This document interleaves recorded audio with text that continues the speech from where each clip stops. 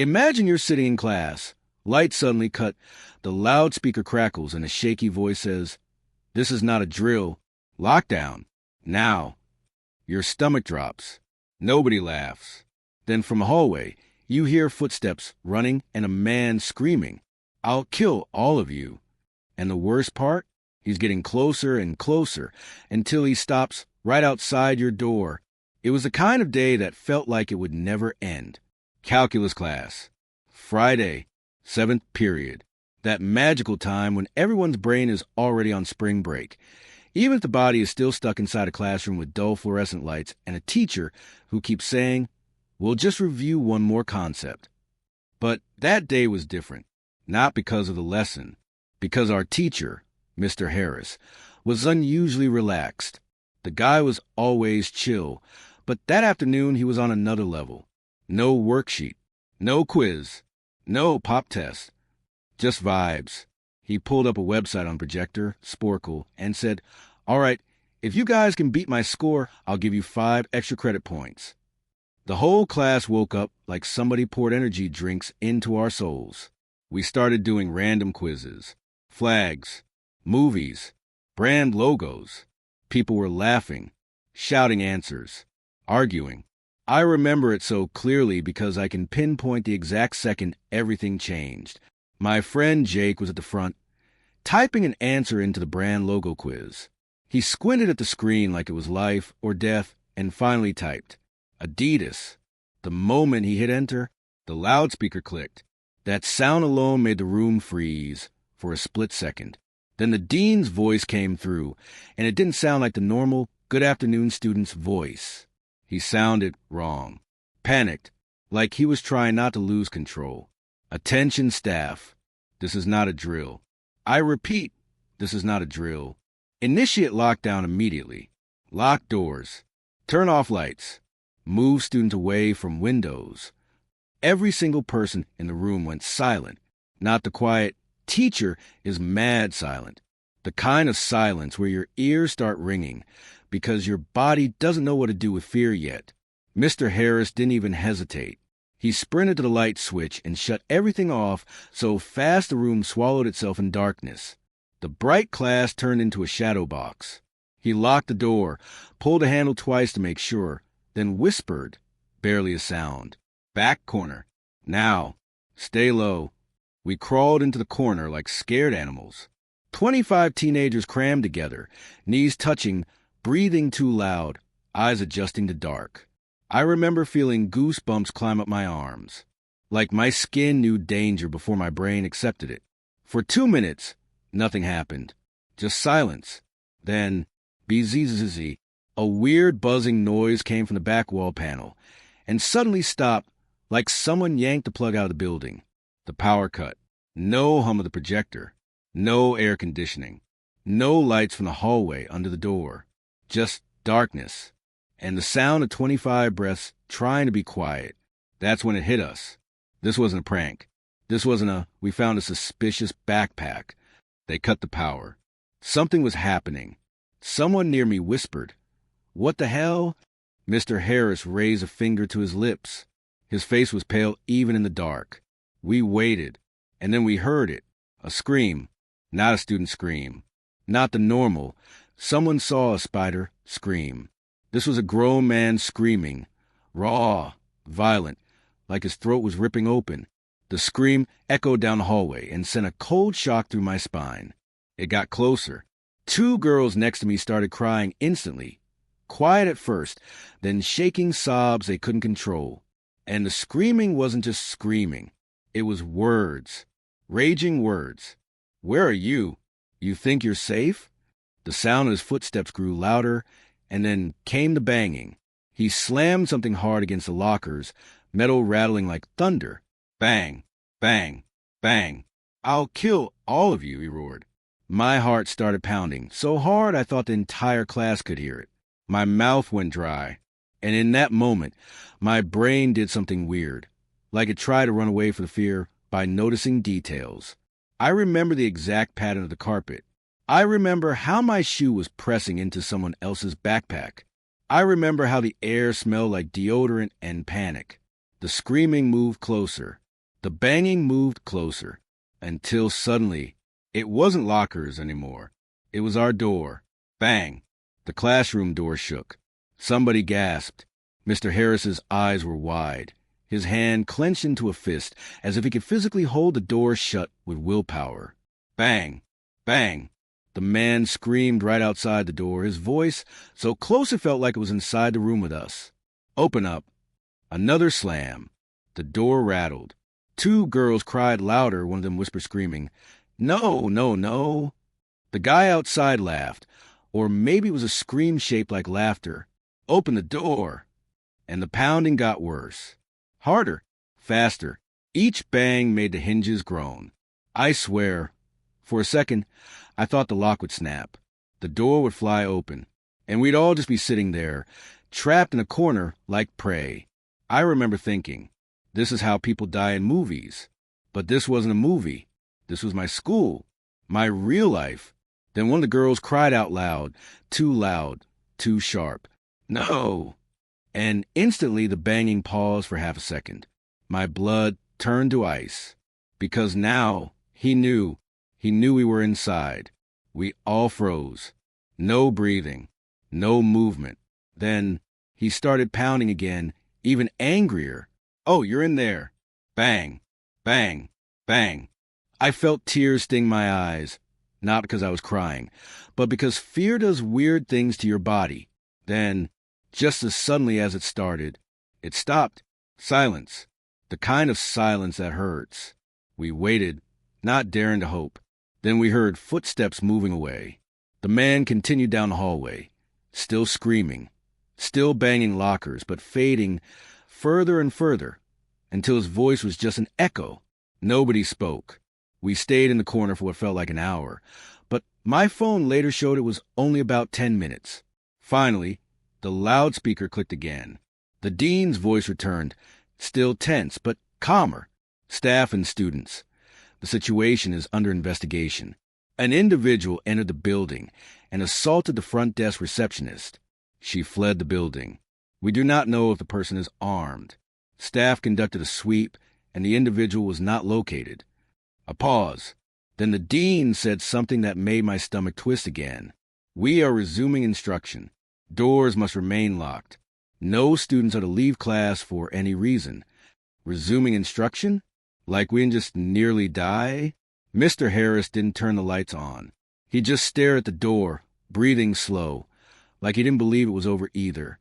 But what we didn't know yet was the detail that would haunt the entire school long after that day. Because later that night, a janitor would find something, and if the rumor was true, the person we heard screaming in the hallway was still in the building. The sky looked wrong that day. Not dramatic movie wrong, just uneasy. Heavy clouds sat low, pressing down on the school like a lid. The air smelled like wet concrete and cafeteria pizza, and the drizzle kept tapping the rooftops in a steady, impatient rhythm. It was early October, the kind of month where everything feels like it's slipping into something colder. My middle school had 2 lunch periods. First lunch was for 6th graders and some 7th graders. Second lunch was for the rest of 7th and all 8th. That day, I was in first lunch, and I remember being annoyed more than anything. Annoyed that it was raining, annoyed that my hoodie was damp, annoyed that the line for lunch was already long. People were packed together under the overhang, shoulders bumping, voices loud and careless. I was halfway through a joke with my friends. Something stupid, something that would never matter again, when the sound hit. Boom. Then another. Boom. Boom. Boom. For loud blasts, close enough that you felt them in your ribs. For half a second, my brain tried to label it as thunder. Rain. Overcast. Makes sense, right? But thunder doesn't sound like that. Thunder rolls. Thunder breathes. This was sharp, mechanical, like the air was being punched. The cafeteria line froze. Then, like somebody flipped a switch in a crowd, kids started screaming. Not everyone at once at first, but enough that panic spread like fire through dry grass. People shoved. People ran. Trays clattered. Someone dropped a carton of milk, and it exploded on the concrete, like a white splash of paint. "What is that?" someone yelled. Shots! Another kid screamed. Dude, shut up. But nobody was shutting up. I felt my throat tighten. My stomach turned hollow. You know that feeling when your body starts preparing to run before your mind even decides. That. Then campus security came bursting through the doors. 2 adults in jackets, radios clipped to their chests, faces pale and serious. Their voices cut through the chaos like knives. Inside! Now! Move! Drop the food and go. Kids holding lunches just let them go. Sandwiches fell. Fries scattered. An apple rolled across the ground like it was trying to escape too. My friend grabbed my sleeve and we moved, pushed by the crowd, toward the multi-purpose room. The NPR was huge, like a gym without bleachers. It always smelled like sweat and assembly speeches. But that day it smelled like fear, warm, damp breath and wet clothes and adrenaline. We spilled inside with dozens of other kids. The door slammed behind us. And then I saw something I'll never forget. The back wall of the NPR was made of glass. Not little windows, an entire wall, floor-to-ceiling glass that looked out onto the campus. Usually, it made the room feel bright, safe, open. That day, it felt like the world's biggest mistake. As we stumbled inside, I saw campus security rushing to cover the glass with curtains. Thick, beige curtains that weren't meant to block anything serious. Hands yanked them shut. Rings scraped loudly along the metal rail. The sound of those curtains closing felt like a coffin lid sliding into place. Adults stationed themselves at every exit, not teachers casually standing there. Adults blocking doors like they were preparing for something. We all looked at each other, silently asking the same question. What is happening? My friend Eric couldn't handle the silence. He was always the type who needed information to breathe. He marched up to one of the adults and asked, "What's going on?" The adult didn't answer right away. He looked Eric up and down like he was deciding whether telling the truth would make things worse. Then he leaned down and said something quietly. Eric came back to us with eyes wider than I'd ever seen. His face was drained of color. "You know those houses right in front of the school?" he whispered. I nodded. There were a few homes across the street, close enough that you could see their windows from campus. Eric swallowed.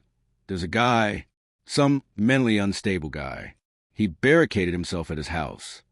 Eric's voice dropped even lower. "He's threatening to hurt people if the cops come near him." A cold shiver crawled up my arms. I said, "But what does that have to do with us?" Eric's lips pressed together like he didn't want to say it. Because he was outside, like right near the school, watching kids. My stomach tightened. Rain tapped against the roof. Somewhere outside, a siren started and then got louder. A few kids near us started crying, the way younger kids do when the world suddenly doesn't make sense anymore. "Why are we here?" one girl whispered. Nobody answered. We were trapped in a room with curtains pulled tight over the glass wall, like we were hiding from the sun. Except it wasn't the sun we were hiding from. It was whatever was out there. I moved closer to the curtains without thinking. Not to open them, just to listen. You could hear faint shouts outside, muffled through rain and distance. Police radios crackling. Voices barking commands. Then the faint pop of something. Maybe another shot. Maybe a door slam. Maybe my mind making sounds out of fear. Adults kept pacing. One of them spoke into a walkie-talkie, turning away from us like he didn't want children to see his face. Minutes crawled like hours. Every time someone near the curtains shifted, an adult snapped, "Stay away from the glass." That sentence alone made my heartbeat jump. Because if the glass mattered, that meant something outside could see in. Or worse, something outside could shoot through. The room started feeling smaller with every breath. Kids whispered rumors like they were trading poison. "It's a shooter." "No, it's a bomb." "My cousin says there's a guy with a knife." Every rumor made the room colder. Then Eric leaned closer again. "There's more," he whispered. My stomach sank.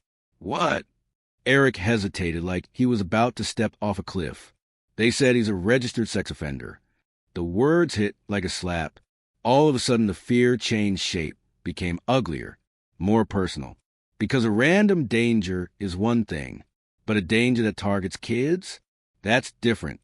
I stare at the curtains, imagining a man outside in the rain, standing still, watching, waiting, like we were animals behind glass. Then something happened. A sound came from outside, faint but distinct, a sharp, rhythmic tapping. Not rain, not thunder, tapping, like someone's fingernails against glass. A few kids heard it too. They turned their heads toward the curtain wall, as if drawn by a magnet. The adults froze. One security guard stepped closer, keeping his body between us and the curtains. "Back up," he said, voice tight. The tapping stopped. Silence swallowed us. Then I heard my own breathing, too loud. The adult spoke into his radio again, voice strained. The multi-purpose room felt like a cage, and the curtain wall felt like the only thing between us and whatever nightmare was happening across the street. Time dragged. Half an hour. 40 minutes. An hour. We sat on the cold floor. Some kids prayed quietly. Some kids stared blankly like their brains had shut down. Others kept whispering because silence was worse.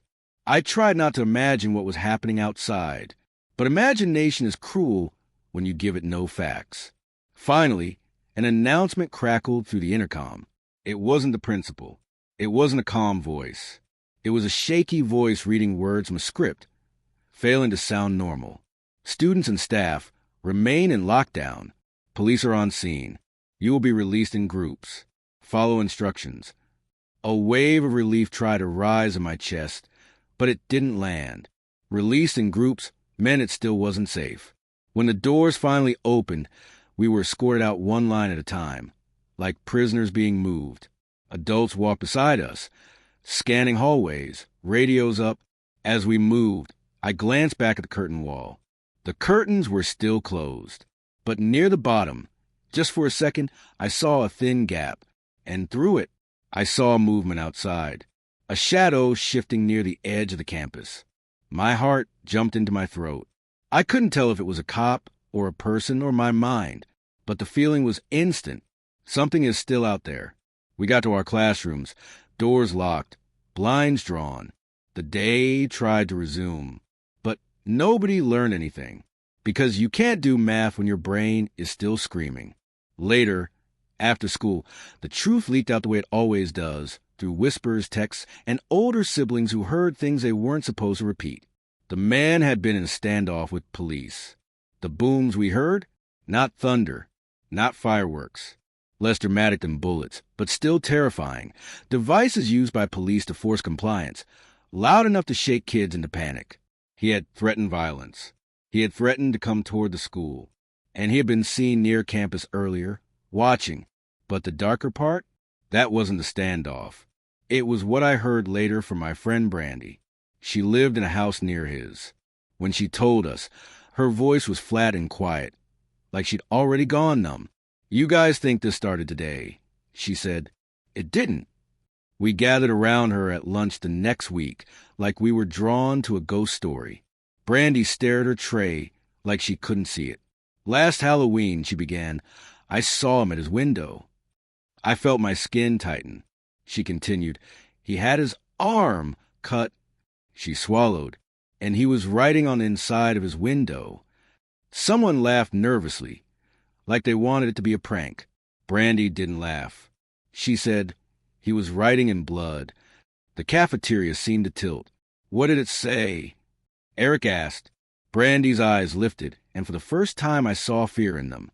"Don't come here or I'll kill you." A chill ran through my body. Brandy went on, voice trembling now. "We thought it was Halloween, like some sick decoration. People even joked about it. But now I know," she shook her head. "He wasn't joking." We stared at her in stunned silence, because suddenly the story wasn't just about one lockdown. It was about a man who'd been building toward something, testing the edge of fear, leaving warnings like a predator leaving scratches. And the worst part, even after everything settled, even after cops left, even after school reopened, the rumor that spread through our grade wasn't about what the police did. It was about what nobody could confirm. That while we were locked inside that big room, curtains drawn, adults blocking exits, Somebody swore they saw a silhouette on the other side of the glass, standing perfectly still, not moving like a cop, not running like a scared neighbor, just watching, as if he wanted us to know he was there, as if the whole lockdown wasn't protect us from the street, but to keep us contained, so we couldn't run, so we couldn't scatter, so we couldn't disappear into safety. And that thought stayed with me longer than anything, because the scariest part wasn't the booms. It wasn't the rain. It wasn't even the police.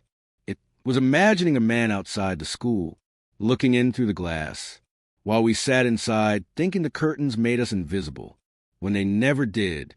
I was 22 when it happened, fresh out of college, that weird in-between age where you're technically an adult, but you still feel like a kid pretending. And somehow, life had looped me right back to where it all started, my old high school, not as a student, as staff, a computer intern, down in the basement. Everyone joked about the basement, like it was a myth. Students would say it had tunnels, old lockers, or ghost rooms from when the building was first built. Teachers didn't help either. Whenever someone acted up, they'd say, "We'll send you to the basement," like it was another world. The truth? It wasn't haunted. It was worse. It was neglected. The school basement was messy, dim, and smelled like dust and damn cardboard. Old computers stacked in corners like forgotten bodies. Random wires spilling out of half-open boxes. Ceiling pipes that dripped sometimes, like the building was sweating. But there was one place down there that felt unfairly nice. Our little tech office. 3 big desks. A wall-mounted flat-screen TV. 2 mini fridges. Smooth, cold air conditioning, the kind students upstairs would have begged for in May. And the servers, constantly blinking, constantly humming, a quiet mechanical heartbeat. I got that job because my old computer teachers liked me. A lot. They weren't just teachers to me. They were mentors. Friends, in a way. So when I walked into that basement every morning, I felt safe. Like nothing bad could touch me down there. Then, a few weeks into the job, I learned something. Safety is just a feeling, and feelings can turn off like a light. That day was normal. Lunch break, me alone in the office.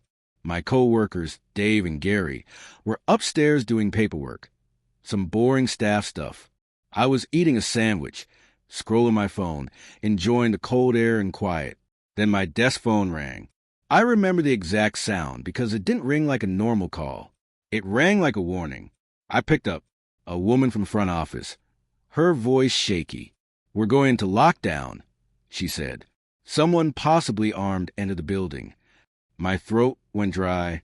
"Wait, what?" "Armed." "We don't know. Just lockdown. Now. Turn off lights. Stay put." The line clicked dead.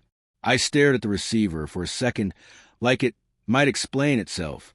Then I looked around and realized something that made my stomach twist into a knot. Our office didn't have a door. Not a door, just a wide open entrance like a doorway, without the door. And the basement door itself, the one that led outside, the lock didn't even work properly. I stood up, sandwich forgotten, and shut off everything I could. Lights, monitor screens, the little desk lamp. Darkness swallowed the office. I sat back down, phone in my hand, and started texting Dave and Gary. "Me, lockdown? Where are you?" No response. "Me, are you okay?" Still nothing. The basement was silent, except for the servers. Blink, blink, blink. I sat there in the dark, trying to convince myself it was one of those misunderstandings. Maybe a false alarm. Maybe some random guy wandered in. 20 minutes passed. No announcement. No call saying it was clear. Just silence. I wasn't allowed to make calls until they officially declared lockdown over. That's what they told staff in training. So I waited, scrolling, refreshing texts, listening. That's when I heard it. The basement door. The heavy one at the top of the stairs. It opened. A long creak echoed down the stairwell, like the building groaned in pain. I froze so hard my muscles hurt. Footsteps came next, fast, urgent. Someone running down the stairs. And they were coming straight toward our office. My brain did that thing where it tries to process too many possibilities at once. "Dave?" Gary? A teacher? Or not them? I pushed my chair back as quietly as I could and dropped to the floor, crawling under my desk. My heart was pounding so loud, I swear the servers could hear it. The footsteps stopped at the edge of the office. A shadow blocked the faint light from the stairwell. Then, nothing. No breathing. No voice. Just presence. Whoever it was, they didn't turn the lights on. They didn't call out my name. They stood there in the dark like they belonged to it. I pressed my hand over my mouth to keep my breathing silent. Then my phone vibrated. A notification sound, tiny, harmless, yet it hit me like a gunshot. I felt my entire body go cold. The person in the office shifted. Footsteps moved closer. Slow, deliberate, like they heard it, like they were following the sound. I couldn't think. Only fear existed. My mind screamed, if I make a noise, I die. The footsteps stopped right beside my desk, right above me. I held my breath until my lungs burned. Then I did the dumbest, most human thing possible. I burst out from under the desk, hands up, voice shaking. Please, don't kill me. A hand grabbed my arm and yanked me up. I stumbled back, blinking in the darkness. It was a man, red plaid button-up, jeans, a reddish-black cap. He looked like a normal guy, like someone's dad picking up groceries, not like a monster. His grip was firm but not violent. He whispered, "It's okay. It's okay. I'm hiding too." I stared at him, breathing hard. "What's going on upstairs?" I whispered back, "Why are you down here?" He ignored the first question like he didn't want to answer it. Instead, he asked, "Is there an exit down here?" My stomach flipped. "Yeah," I said, pointing. "Through that door leads outside." He nodded like he was mapping it. Then I remembered something important. Something basic. Something that could save me. "Who are you?" I asked. His face didn't change at first. Just a pause. A beat too long. Then he smiled slightly and said, I'm picking up my son. A teacher told me to hide." His story sounded almost believable. Almost. But something about his eyes didn't match his voice. His eyes were too alert, too awake, like he wasn't hiding from danger. Like he was a danger and he was deciding what to do next. My phone vibrated again. Another text. I glanced down without meaning to. It was from Dave. "Dave, dude, this is insane. Some guy with a gun shot Mr. Buckley. Red shirt plus hat. Don't come upstairs." My blood turned to ice. Red shirt. Red hat. I looked up slowly. The man in front of me wasn't wearing a red shirt exactly, but in the darkness, the plaid looked red, and the cap, definitely red-toned. I felt my stomach sink, so hard it was like falling. The man noticed my expression change. He followed my gaze to my phone, and in that exact moment, his face shifted. Not anger, not panic, something emptier, like the mask slipped for half a second. My brain screamed run. I bolted. I didn't think. I didn't plan. I just sprinted toward the stairs like my life was a coin being spent. Behind me, I heard a sharp movement, him stepping fast. Then, a loud crack in the darkness. A gunshot. The sound exploded through the basement. I heard the bullet hit something metal. Ping! A horrible ricochet that sounded too close. My legs almost gave out, but fear carried me. I scrambled up the stairs two at a time, lungs burning, heart tearing itself apart. I burst through the basement door into the hallway, and there they were, police, at the exits, weapons drawn. A wall of uniforms like the school had suddenly become a war zone. Behind me, the basement door creaked again. The man stepped into the doorway, and in less than a second, officers tackled him. Hands slammed him down. Metal cuffs clicked shut. The whole thing happened so fast it didn't feel real. I collapsed against the wall, shaking.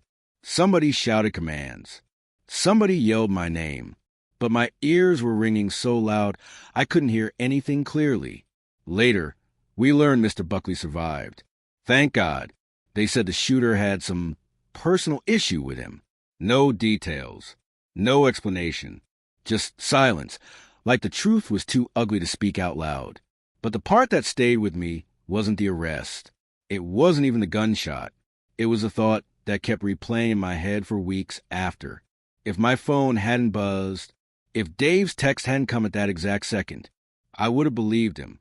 I would have stood there politely, helping him find the exit. I would have walked him right out. And nobody upstairs would have ever known the monster passed through the basement first. Because down there were no cameras, no door, and no one to hear you scream. By the time I reached senior year, lockdown drills didn't scare anyone anymore. They were routine. Lights off, door locked, sit in the corner. Everyone joked about it. People checked phones. Some kids even slept. We thought we were prepared. We were wrong. It was second period. English class. Mrs. Carter was reading from Macbeth. Her voice soft and boring like always. Half the class was zoned out. A few kids whispered. Someone was drawing in their notebook. Normal. Then the intercom clicked. That sharp static noise. Mrs. Carter stopped mid-sentence. A man's voice came through, not our principal. Lockdown. Now. No greeting. No explanation. Just pure urgency. Mrs. Carter's face changed instantly. Not panic. Terror. She ran to the door, locked it, pulled the blinds down, shut off the lights. Back corner. Quiet. Phones off. Her voice cracked. That's when we knew. This wasn't a drill. We squeezed into the corner. 30 students breathing into one space. My knee pressed into someone's backpack. I could smell perfume, sweat, fear. 5 seconds later, we heard screaming, not like earlier stories. This time it was a woman. Help.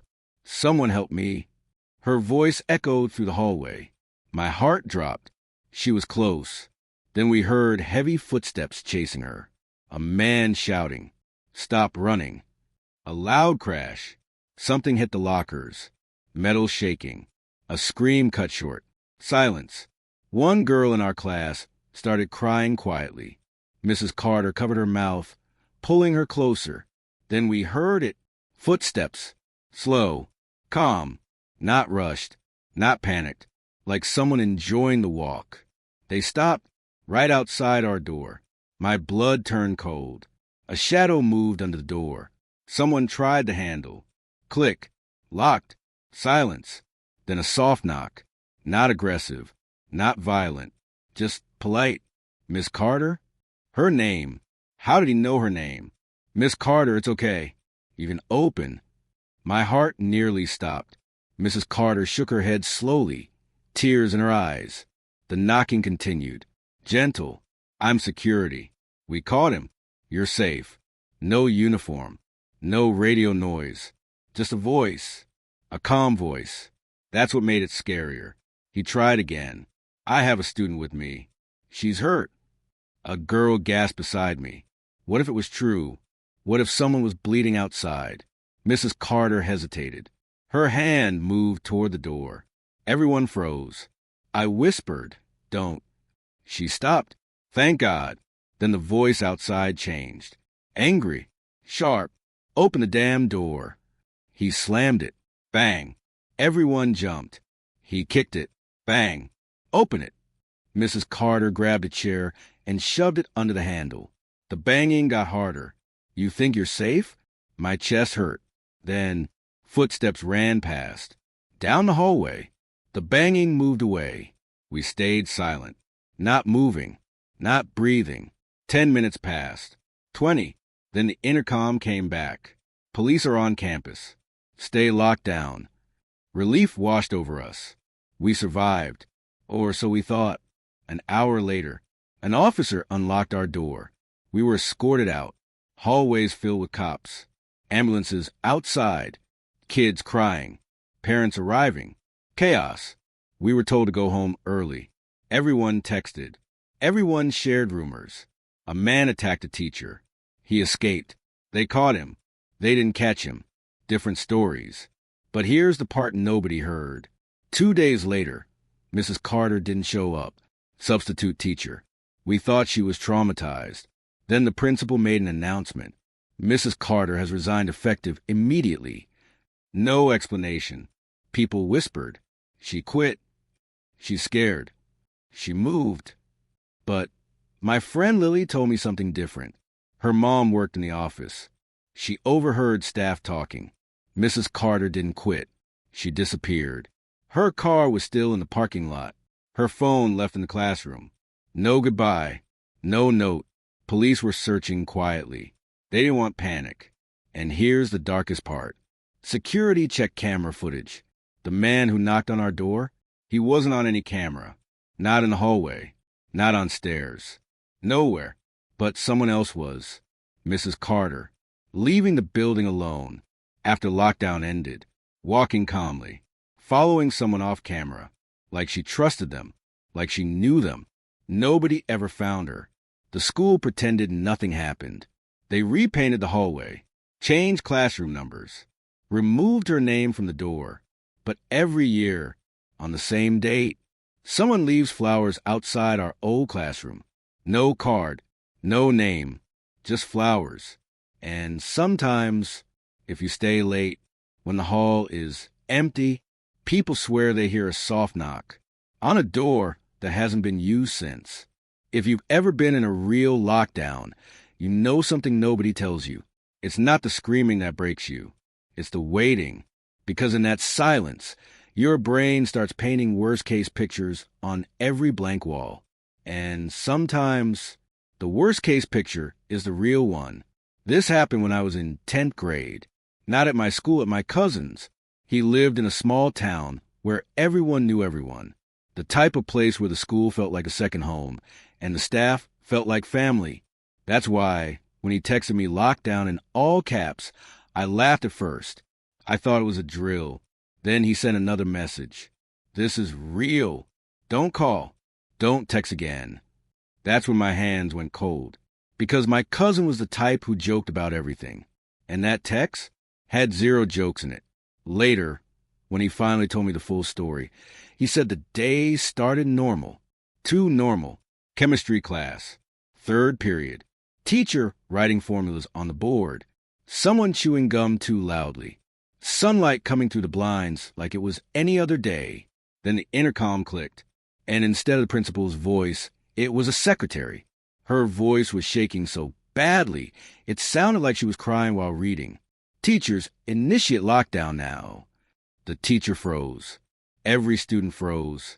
And then the teacher did something that changed the entire mood. He didn't just lock the door.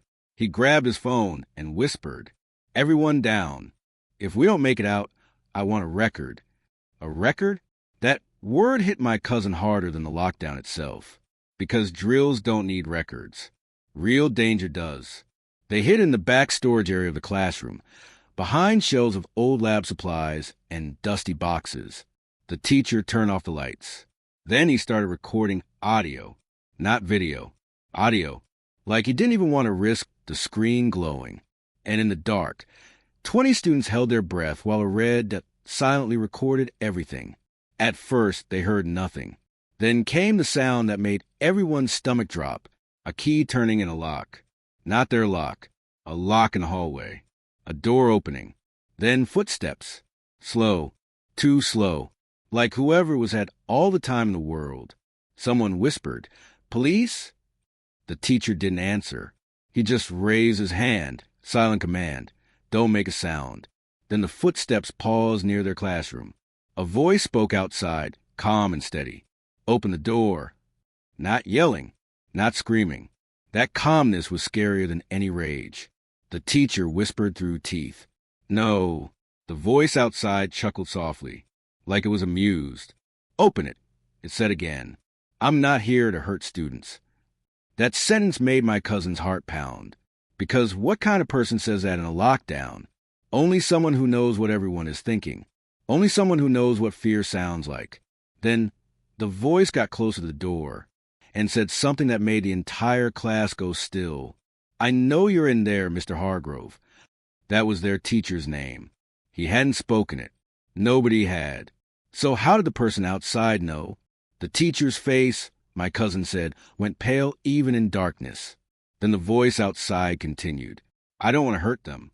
I just want you. Just you. Not us. You. A targeted threat. a personal one. That's when my cousin realized something horrifying. This wasn't random. This wasn't a stranger wandering in. This was someone who came for one person, and everyone else was just collateral. The teacher whispered, barely a breath, "Stay quiet, no matter what you hear." Then came the sound of something metallic scraping, like a tool being dragged. Then a click, click, click near the handle. Lockpicks, keys, trying codes. My cousin said it felt like being hunted while trapped inside a closet. Suddenly, bang, the door shook from a hard hit. A few students flinched. The teacher's hand pressed down, silent warning, "Don't move." Then the person outside did something even worse. He spoke gently like a friend. "Mr. Hargrove, I brought proof." Then came the sound of paper sliding under the door. A sheet, or maybe several sheets. The teacher didn't move. Nobody moved. They stared at the floor like the paper was a snake. Then the voice said, almost proudly, "That's your handwriting, isn't it?" The teacher's breathing changed just slightly, like something inside him broke. My cousin said in that moment, he knew the person outside wasn't guessing. He had something real, something that could destroy their teacher or expose him. The voice laughed softly again. "You should open the door before they learn what you did." That sentence punched panic into everyone, because now it wasn't just survive. It was, what the hell is he talking about? Then footsteps move away, fast, like the person had decided. Not now. Everyone stayed silent. Minutes passed. Then something happened that turned their blood cold. A scream came from down the hall. A male scream. Short, cut off. Then another sound, heavy, wet, like a body hitting the floor. A student started to sob. The teacher whispered, "Stop, breathe." But the fear had already soaked into the room. The teacher's phone kept recording, and in that recording you could hear it all. The distant chaos, the panic, the faint radio chatter of staff. Then silence, that kind of silence that makes you feel like the building is holding its breath. Finally, after what felt like hours, the intercom came back on. A police officer's voice this time. "Lockdown is lifted. Officers will escort you out." The class didn't celebrate. They didn't cheer. They moved like people waking from a nightmare. The teacher picked up the paper from under the door, hands trembling. He didn't let students see it. He folded it fast, shoved it into his pocket, like it was burning him. Then they were escorted out. Hallways lined with officers. A stretcher near the main office. Blood on the tiles. My cousin said his legs almost gave out when he saw it. Someone had been hurt. For real. Not a rumor. Not a drill. Here's the twist. The next day, school reopened, but Mr. Hargrove wasn't there. Students assumed he quit. But my cousin's mom, who worked in the district, heard the truth. Mr. Hargrove didn't quit. He was taken in for questioning, because the person who caused the lockdown wasn't an intruder. It was a former staff member, a person with keys, a person who knew names, a person who knew schedules. And the proof slid under the door wasn't a threat. It was evidence. Evidence of something Mr. Hargrove had done, something hidden, something the attacker was trying to expose in the worst way possible. The former staff member was arrested, but Mr. Hargrove, he was never seen again at that school. No announcement, no goodbye, just gone, like the school erased him. And the darkest part? My cousin still has the audio file. He told me he listened to it once afterward. Just once. He said most of it is breathing, whispers, distant banging. But near the end, right before the lockdown is lifted, there's a sound that doesn't make sense. A voice, close to the phone. Not the teacher, not any student. A voice that whispers, barely audible. You can't hide the record forever. Then silence. Like whoever said it knew the phone was recording. Like they wanted to be captured. Like they wanted to leave one last message. For anyone brave enough to listen. So yeah, those were 3 creepy lockdown stories faced screaming in fear. But if you think the scariest part is the lockdown itself, it's not.